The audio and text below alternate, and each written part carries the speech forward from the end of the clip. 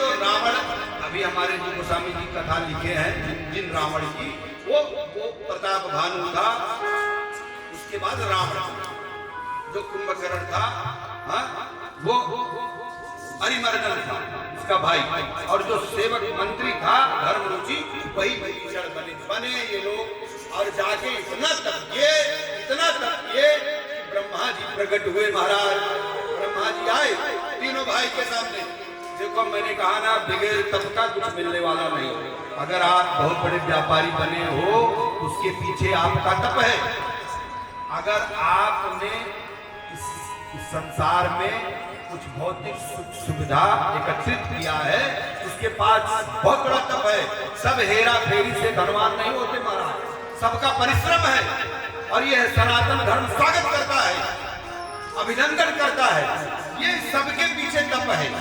अगर कोई एक व्यक्ति नीचे से ऊपर बैठा है कुर्सी पे, तो उसके पीछे उसका तप है। और ये प्रताप भानु का तप था, ये रावण का तप ब्रह्मा जी को प्रकट होना पड़ा महाराज। और जो कानून है कि अगर तप करो तो आपको आशीर्वाद मिलेगा, आपकी मांग पूरी होगी। ब्रह्मा जी ने रावण से पूछा, बोलो क्या चाहिए आपको?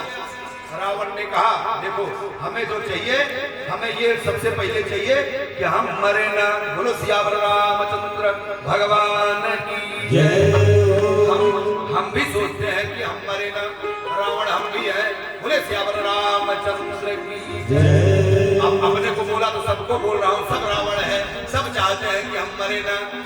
इस पृथ्वी पे जो जीव आया है वह जाएगा, तिवारी महाराज सब जाएंगे।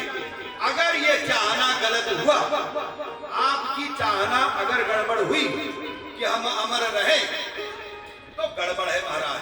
अच्छा, जो दैविक प्रकृति का व्यक्ति है वो जीवित रहेगा, ठीक। लेकिन अगर राक्षसी प्रवृत्ति का व्यक्ति अगर जिंदा हो जाए, फिर आतताई जैसा काम करेगा, वो तो आतंकवाद जैसा काम करेगा। पता चला एक देश अमर है तो किसी को रहने नहीं देगा, कितना युद्ध चालू है वो। रावण की मांग गड़बड़ है। हाँ, ब्रह्मा जी ने कहा तुझे कैसे मरना है ये बता। अच्छा, तू मरने टोप से मरेगा, बता। हाँ, AK-56 से मरेगा, कि अपने गांव वाला कट्टा से मरेगा, चाकू से मरेगा, तलवार से मरेगा, कि हार्ट अटैक से मरेगा? बताओ, आप मरोगे कैसे? मरना ही पड़ेगा।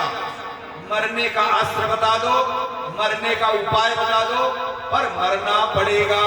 रावण चुप था थोड़ी देर, पहले तो कहा ब्रह्मा जी से, हम कहूं के मर ही न मारे, हम कहूं के मर ही न मारे, हम कहूं के मर ही न मारे, हम कहूं के मर ही न मारे। ब्रह्मा जी ने शर्त रखा कि आपको मरना ही पड़ेगा। उसने दो जन को चुना, एक मनुष्य से गेहूं आटा लग रहे थे कि चबा जाएगा, और एक बंदर वो चटनी लग रहे थे। आप सोचो, वो रावण मनुष्य को चना का आटा समझ रहा था कि इसको पकौड़ी बना के खा जाऊंगा मैं, हाँ? और ये वकील साहब ये चना का आटा समझ रहा था मनुष्य को, और वो बंदर को चटनी समझ रहा था। तो उसने दो का नाम लिया, कहा बाल रमनुज लाई तुई पारे, बाल रमनुज लाई तुई मारे, बाल रमनुज लाई तुई मारे। ये रावण ने अपना अस्त्र बताया महाराज, मैं मनुष्य के हाथ से मरूं और बंदर के हाथ से। अच्छा, ये एक तो हम मनुष्य को और बंदर को कुछ समझा नहीं, इसलिए कहा। और एक बात और सुनो, रावण जो है ज्योतिषी था, ज्योतिष विद्या से रावण एक बहुत बड़ा पांडित्य था। कहीं देखो, कभी कभी ना हमारा जो पद है, हमारा जो ज्ञान है, हमें ही ले डूबता है। हाँ? रावण को उसकी पंडिताई ने ही ले डूबा। रावण ना वो ज्योतिष से निकाला था कि देखो इतने समय के बाद भगवान जो ब्रह्म है, जो ईश्वर है, जो मालिक है, वो मनुष्य रूप बनेंगे। हाँ? जब मनुष्य के रूप में बनेंगे तो मैं भगवान के हाथ से मर जाऊंगा। हाँ? और वो देखो फंसाया था कि मैं मनुष्य के हाथ से, वो मनुष्य बन नहीं सकते, भगवान प्रागट्य नहीं हो सकते। दो कारण, अगर बनेंगे तो इनके हाथ से मेरी मौत होगी, बहुत उदार हो जाएगा। हाँ? और दूसरा, पहली बात तो बनेंगे नहीं, अगर बन गए तो अच्छा होगा, भगवान के हाथ से जाऊंगा।